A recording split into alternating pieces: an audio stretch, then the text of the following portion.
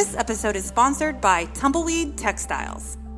Tumbleweed Textiles t-shirts, hats, tanks, sweatshirts, collared shirts, plus houseware items, and so much more are authentically Texan. Their unique designs are hand-drawn and inspired by Texas music, history, food, and fun. Find the latest from Tumbleweed Textiles online at shoptwt.com, or better yet, visit the Tumbleweed Textiles flagship store in the heart of the Rail District on Main Street in Frisco, Texas.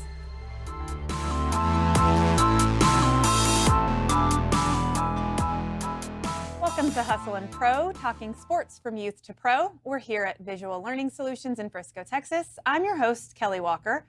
Today, our guest is a two-time national champion Nebraska Cornhusker and now a Frisco football coach, Tony Ortiz. Welcome, Tony. Hey, Kelly. How are you? I'm great. Thanks for coming in. Thanks for having me. It's fun having you in studio. I needed a football episode, and so I'm so excited that you're here. Like I said, we're going to talk football today, and so I want to read a little bit of an intro about you, just so that everybody in our listening and viewing audience knows your background. So as we talk to you, they'll understand. So, all right, I mentioned two-time national champion Nebraska Cornhusker. That's a mouthful. Former professional athlete, current FFL, Frisco Football League, tackle director, and owner-operator of Linebacker University, aka LBU2015.com. I'll link to that in the show notes also. So that's kind of a recap of everything. So we'll kind of get through that progression as we go. Let's go back a step and sort of start off with you, like kids sports, youth athlete. What was that like for you?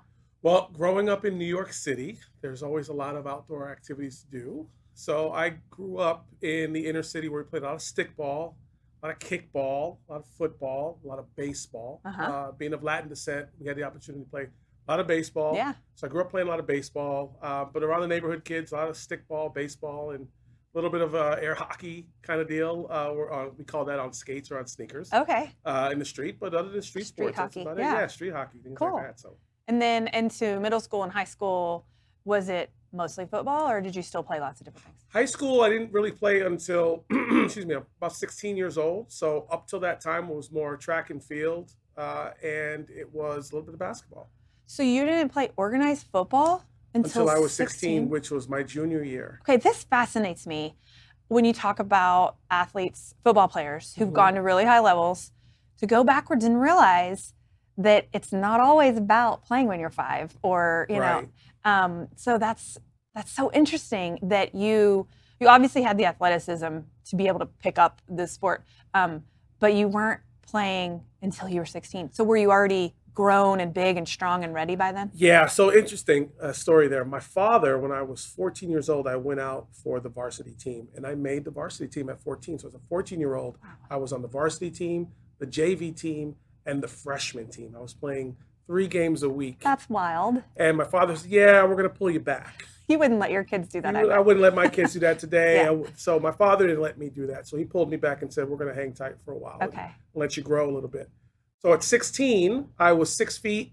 I was pretty fast. I was able to run track and field still for the 2 years that it was dormant with football. And then I hit the field at 16, and then it just took off from there. Wow. But yeah, there was a lot of contact at such a young age. I was a starter right away at freshman for the JV and the freshman teams and the varsity teams. It was a lot of football, so my father pulled me back off that. So this might be a loaded question, and I know you deal with youth football, but I'm curious as a parent, do you think kids, like where we are here in this part of Texas, can kids do that now? Or do you have to really like get competitive at football a little younger to keep up? Yeah, I think when I was growing up, there was an opportunity to play at a younger age. I just didn't have that opportunity. Maybe I was a weight limit. Maybe there was finance involved in that. So I didn't get too much of an opportunity to play, but it was around. I think today, in this area especially, kids are looking for an opportunity to get ahead. And so they're really looking to train early and looking to get involved in sports at an early age. 5, 6, 7 years old is what I've seen. Yeah. These kids get involved in super early. Yes. There's a benefit to it, and I think that the drawback to it is if you stay with the same sport all year round. Yeah. I like to mix it up. I like to have kids train on different things. Me too. Different body parts, different muscles, different skills. And it doesn't burn you out. And boredom. Yeah. And boredom. Yeah. You know, for me and for them, right? Yeah. So it being involved with these kids, I really like to see them do multiple things. So, and I think coaches will say that up until a point, right? Now, varsity coaches aren't saying, oh, we want multi-sport kids, but they want kids that have played multiple sports coming up to them because they have different specialty, different techniques, and I don't know, all the different things that come with being a multi-sport athlete. So it's like you need it up until a certain point, and then it's time to focus. So when you hit 16 and started playing football, was it then all things football? No, I was still involved in anything I could get my hands on. Okay. I was still involved in track. I did a little baseball. I did basketball. So everybody that I played sports with, everybody that was involved in my community and my neighborhood, we all played multiple sports. Yeah, good. That's kind of how in my day it was like that too. Yeah. I mean, as long as you were good enough, you had to be good enough, I guess. Right. But it was encouraged. It was just more normal to just play all the time, and it wasn't as hard. There wasn't a guy pitching and playing baseball. We didn't have the indoor facilities to play all year round that you see today. Yeah, it was a natural break in season. Correct. And that natural break led to the next sport, and everybody just sort of understood, like, you're going to go play that sport, and That's right. it just was easier. And kids were playing outside, non-leagues. They weren't playing anything formalized. They were just getting together in neighborhoods, playing games outside, and those things took all year round. Yeah, so it's a big difference. Sandlot ball. Sandlot ball. Right. Okay, so high school, fast forward to then, we talked about Nebraska. Mm-hmm. So obviously you playing in high school, you were obviously very good. Did you get recruited by Nebraska? Is this a goal that you were trying to get to Nebraska? So tell me about your path to Nebraska and what that experience was Sure. Well, I was lucky enough to have some decent speed. I had pretty world-class speed for a track athlete, and that attracted a lot of colleges when they saw that I could run the ball. And so I went to a Penn State camp.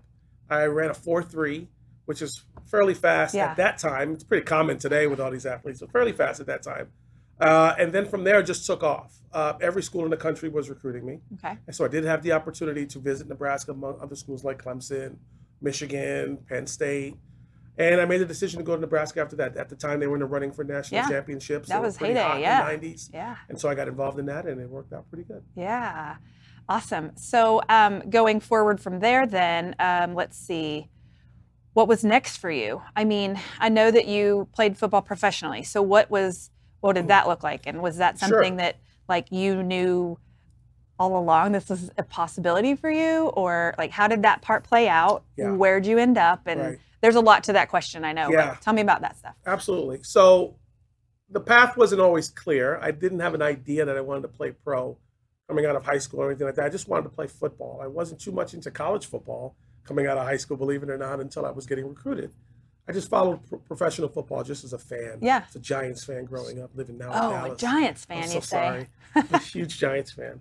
And so by the time college came around, the opportunity my junior, senior year to get noticed and started getting some interest for some NFL teams, I became a Dallas Cowboy as a free agent in the year 2000. Okay, right. So I was here for a short amount of time. I went to training camp, I went to mini camp, things of that nature, and then I was released and went on for the next 3 years bouncing around NFL teams. About 5 NFL teams within a 3-year span. Some NFL Europe for a couple of years. Lived in Scotland and Amsterdam during the springtime and played there for about 3 years. And then CFL and a little bit of arena ball. Is CFL Canada? CFL would be Canada, Canadian Football League. And arena ball where? Arena ball would be here. I did the Dallas Desperados. Oh, Dallas, here, Dallas. Here. Yes. Is that why you're still here? Like, is that what brought you back? Gosh, you did a full circle. So I did a full circle Dallas in a 20-year time tour. span. But I made here my home. I met my wife here when I was a rookie here in Dallas, and I just stayed here the entire time. Okay. You met your wife here on the first stop in Dallas. Yes. And then 20 years, is that what you said? Yes. Of playing and moving and all of those different... Not 20 years, living here. Living in Dallas. I'm not Tom Brady, but living in Dallas for sure. Okay, yeah, sorry. I'm like, 20 years. Yeah, absolutely. So 5 years or so of pursuing that dream. Okay. Then after that was done, just moving on to other things, but still living here in the last 20 years. Okay, and you guys called the Dallas area your home. Yes. Frisco always, or just Frisco more recently? No, Frisco more recently for the past 10 years or so, but Yeah. the other half of that moving between Valley Ranch and Plano and a little bit of Louisville and now Frisco. Yeah, so Valley Ranch. As the family grew, we kind of pushed further out into more. Yeah, Valley Ranch, the old cowboy stomping ground, right? I used to work out there when the Cowboys were still out there. It's so funny now. I haven't heard that in a long time. The Ranch Health Club, you remember that? No. That was right in front of the old. I was just fresh out of college. No, I didn't know anything. You made me feel old. Yeah, no. But I just hadn't heard Valley Ranch in a while. Yeah. And something came up the other day about Texas Stadium and my son. So also we know each other through my youngest, is it your middle child? I don't know. Youngest. Okay, our youngest boys play soccer together. Yep. And so Jack asked me, "What's Texas Stadium?" And I thought, "Oh man, you don't know." It was right by my office. I was in Las Colinas, and so it's just funny to have to think back. Man, that makes you feel old when this building that used to be the Cowboys' home. Right. Not only is it not where they play, it's not even a blip on the map anymore. Right. It's so weird to think how much things have changed. So so you were free agent, or wait, what did you say you got here and immediately were gone from Dallas, or you were here a few seasons in training camp? I was here a few months. So it wasn't very long. Okay. It was mini camp and training camp and then released part of the process and then picked up by another team. Happened to be New England. And I kind of bounced around within New England and in Atlanta and in Tampa Bay. So I made my rounds through the NFL for a few teams for a couple of years. So I think it needs to be said. We haven't even said your specialty, what position you play. So tell me about that part. We should have said that from the beginning, but I do think that's an interesting part of your story. This is probably so cheesy to you because you lived it, but I watch Hard Knocks, right? And so I watch these guys in this journey, and it's the only way for people like me to have an inside perspective a little bit. I know it's still TV, but on what some of these people are going through and the numbers and how grueling it is and just how it's fascinating for somebody like me. So so tell us about your position and that stuff. Yeah, I play the linebacker position. So there's 3 linebacker positions essentially, depending on the defense that you fit for. I played a middle linebacker and outside linebacker position. At the time for me, it was a very speedy position. So if you remember older players like a Dexter Coakley or a Dat Wynn, I was kind of in that mold of types of players. So when I was here, I kind of was backing up those positions. Like that. So isn't it interesting though that just the timing of your position and the depth could mean you staying or going? Yes. Season by season. Season by season. It's amazing. It's amazing. And team by team too. It's always a numbers game. It's a needs game. What are we looking for? And it just happens to work out that way sometimes. Yeah. So you're saying, were you using Datwin as an example, or were you actually backing up? I was actually backing him up. Yeah. Okay. So that was the type of linebacker that the NFL was moving to, the smaller, speedier guys, because the game was changing. Yeah. During that time, not as much as it has obviously evolved to today, but I feel like when I hear that name, I feel like he was out of A&M. He was our big Texas. He was. He was out of A&M. Big name. Okay, so you go to New England, and so were you at these places to build relationships with coaching and players that you have been able to carry forward, or was your time too short to be able to dig your heels in? Yeah, great question. Some places were a little too short. Sometimes people refer to as a cup of coffee. Yeah. And so some places were a cup of coffee. Other places were enough to establish a relationship, kind of men and families bond a little bit and meet some people and establish a relationship in the front office or some players. So I was able to walk away with some of that and some long-lasting relationships. And others just, hey, it was good to see you and meet you at the time, and we move on. Because some, it's almost like on paper, that it's so fast. Yes. We see that. We were just talking about that a minute ago, how players come and go and stepping stones to the next place, or how just these puzzles of GMs making these teams work, how things can move so fast and players don't get to set their roots, even though they want to, or the coaches may want them to, but something happens and salary caps and all these, and all these things happen, and poof, they're gone before they even got to enjoy the market. Business. Yeah, right? And so business always comes in the way of what you want. So it doesn't always work out that way. I always wonder what's the mindset of that athlete when you're talking about you're married already, or if you're not, how do you look at housing, and at what point do you go, okay, I'm buying a place, or I'm always just looking short term? I feel like that has to be a little bit of a mind game, especially if you're in a committed relationship where you probably have your wife going, let's figure out what we're doing here, right? Yeah. Is that a very I've difficult had those piece? conversations where a baby may be coming, or I'm in another country. What are we doing with housing? Should I consider getting an apartment here? Should I room with somebody? I don't think I should. I should get something for 6 months. I don't know if this place is going to be the place, if I'm going to last another year. Because you don't know. We don't know. We're not having those contract conversations, or those contracts are not guaranteed necessarily after a certain amount of time. Right. Or even you have to make the team in order for that to be fully guaranteed. So there's a lot. That's a lot to hard. think. It'd be hard with my personality. Well, we scheduled our wedding. I remember we scheduled our wedding during September, and I was like, Stephanie, hey, if I'm on this team, I can't be at the wedding. I guess she was happy I was cut. We'll have to make other arrangements. Reschedule. Yeah, we might have to reschedule. But I remember having that conversation. Like, listen, if we're going to plan our wedding, we have to plan it around the idea of, if I make this team, right, we can't get married week 1, week 2. Wild to think how your major life decisions are driven. You aren't driving them. They're driven by if that team can use you that day. That's right. Right? Wow, that's wild. It's so interesting, though. It's very fascinating. Okay, there's more to come when we're talking to Tony Ortiz, but we will take a quick break, hear from a sponsor. We'll be right back, and we'll continue with Hustle and Pro. For one-on-one tutoring for every student, all ages and all subjects, call Tutor Doctor. They even make house calls. They provide in-home or online learning for all types and all goals. And don't forget Tutor Doctor for SAT and ACT test prep. So call for your free consultation today, 972-703-9344, or go to tutordoctor.com/Frisco. Tutor Doctor, how learning hits home. Welcome back to Hustle and Pro. We're still talking to Tony Ortiz, and we're going to talk a little bit more about what he's doing with football now in this part of his life. So I do want to ask you, mentors and people that shaped your sports life and, when you were smaller.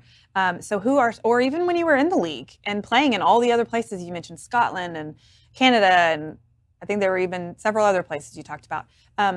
Who are some of the people that shaped your football life? Wow.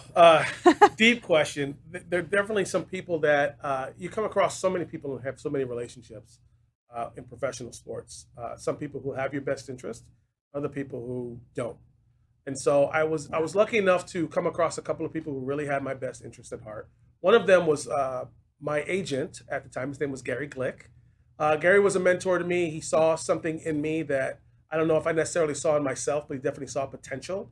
And I was going through a period where I wasn't really getting, the phone really wasn't ringing, and I was still training and working out. This is my time in Valley Ranch. Yeah. And we had a few conversations, and he wanted to represent me. And he said, I want to represent guys like you, guys who are everyday guys who are working, who have the talent and the ability to try to do something. On the cusp and on ready. On the cusp of something and right there. So Gary. That's exciting. Yeah, Gary gave me a chance, and I gave Gary a chance in that as well. But he was a great mentor to me because his hustle and his grind epitomized what it was for me to do that for the NFL. So I really appreciated that. Yeah. From a player standpoint, from a business standpoint, probably in college, a guy by the name who was my roommate, Jay Foreman.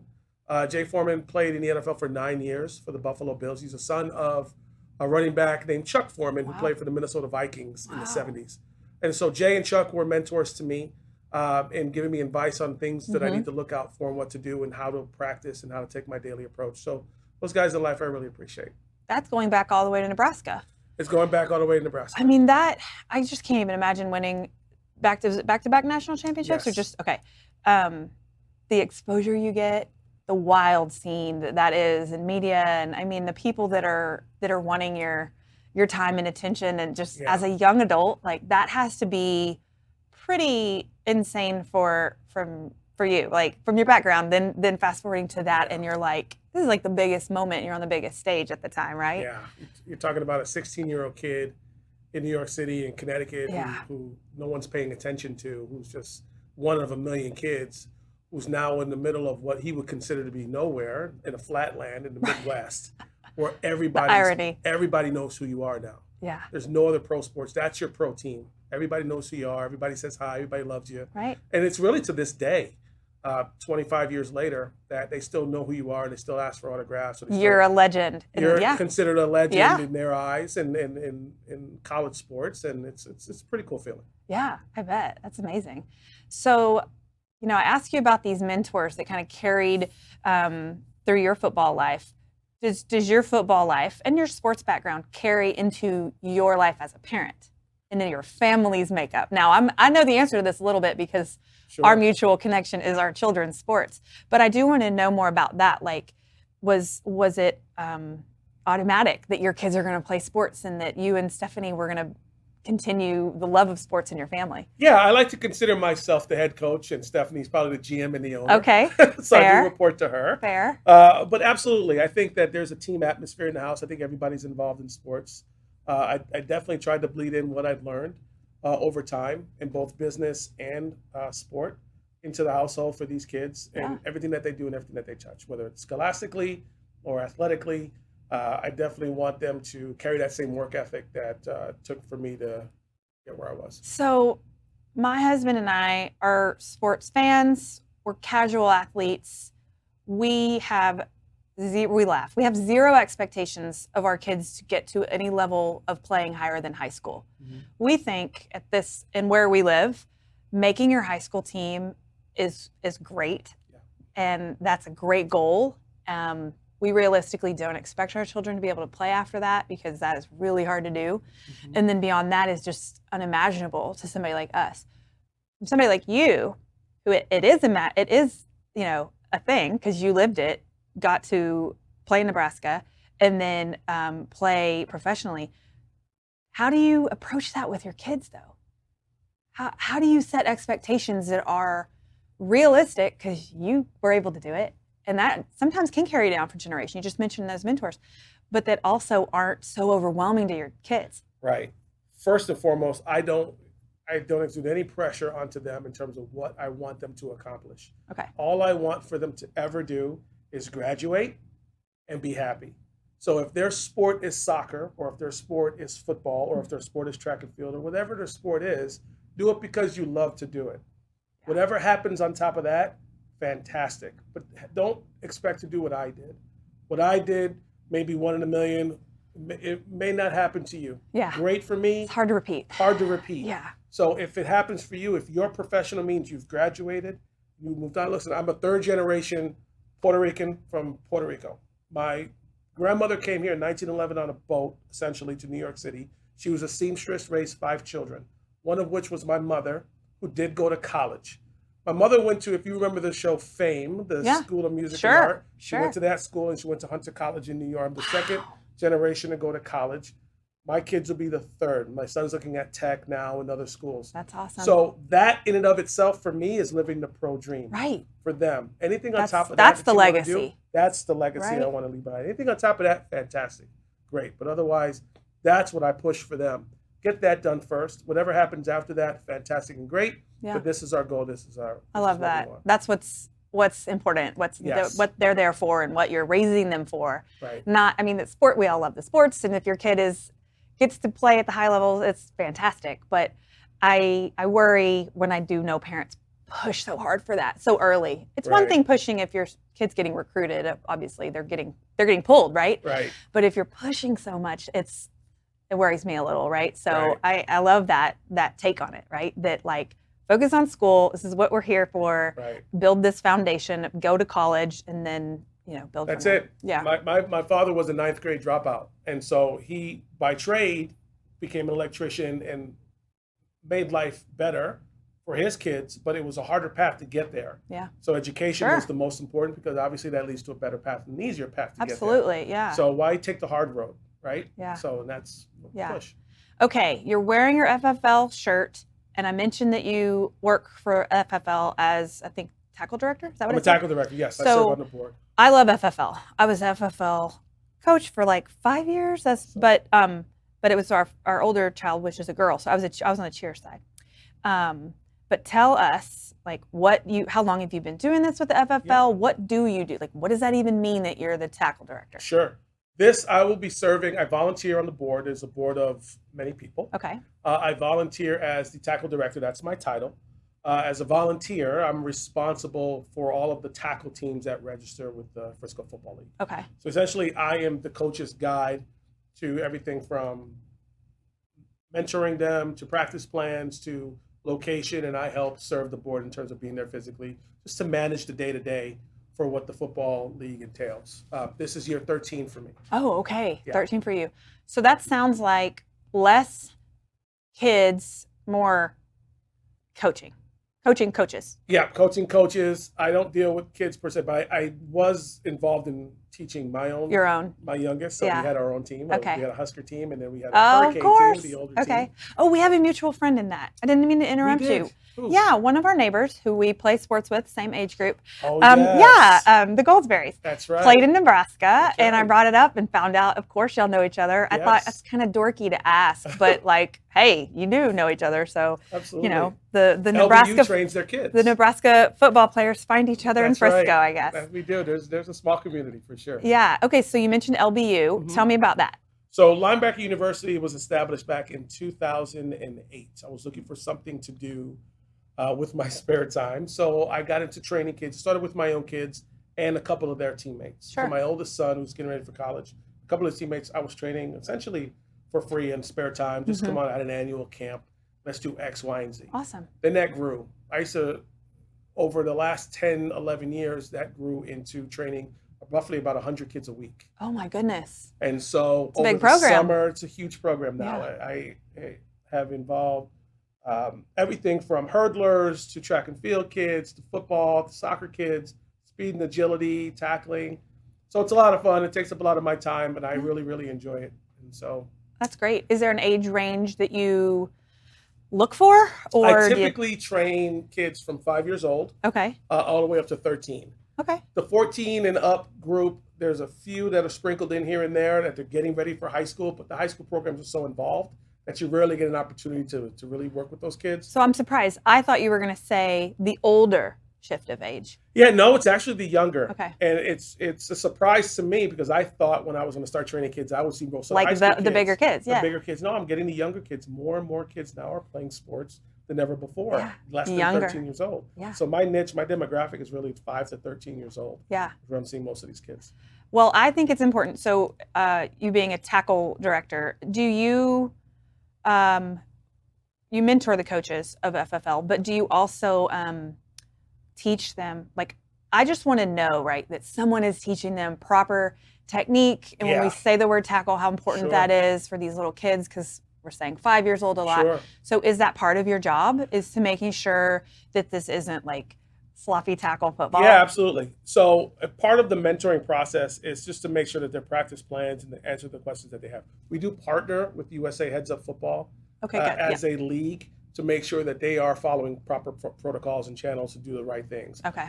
We're open to them for anything that they need. If I need to go to a practice and teach how to do tackling in camps. Yeah. So we do all those types of things to help get involved. Yeah. But we do partner with other programs to help register these coaches, get them certified to teach and to coach and to do those things like teach tackle to avoid the sloppy tackle. That's important. Yeah, I was going to say, wouldn't you agree that's crucial? It's super to crucial. Grow the next generation. We want these kids to come back. Yeah. We want these kids to continue in middle school. They're not getting drafted tomorrow by the NFL. Yeah. We really want them to get ready for middle school and high school, and we use the FFL as, by the way, it's the largest single sign-on in the country. Really? We service about 1,800 kids. Wow. Including cheer.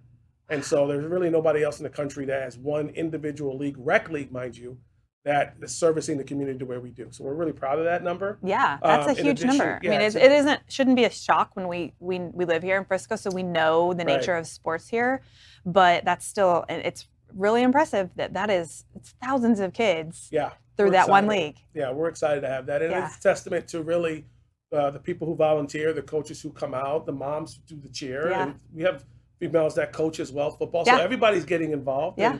To really help these kids out. So we really love it. That's great. Well, it sounds, I'm guessing, is your favorite thing this first age group, this 5 to 13, when you are hands-on with them? I mean, I'm assuming it's your business, LBU. Are you training each one? Yes. Okay. So LBU is all me. Yeah. So you're getting actual time with these young athletes, right? Yeah, so a typical Saturday or Sunday is 8 in the morning to 2 or 3 in the afternoon. Yeah. And I'm with groups of individual kids as young as 5, as old as 13, as I mentioned.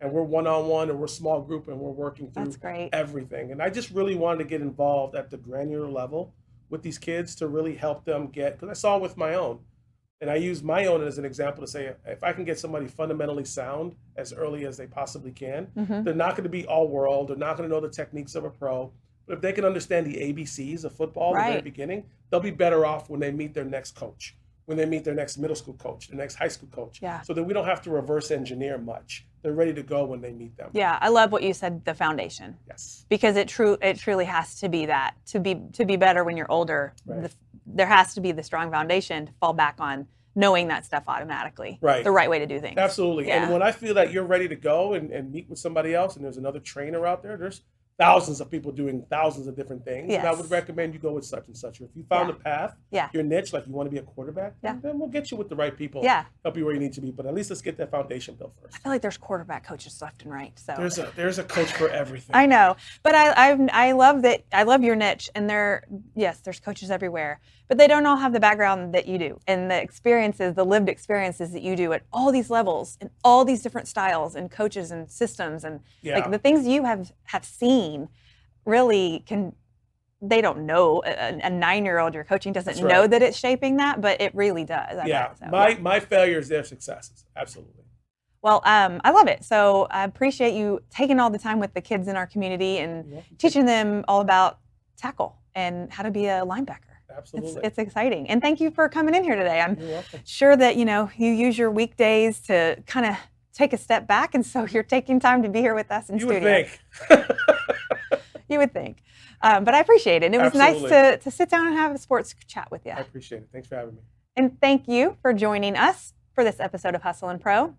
You can find us on your favorite podcast platform, however you listen to podcasts. And now you can watch us on YouTube. Be sure to subscribe if that's how you find us, so that you don't miss out on the next episode of Hustle and Pro.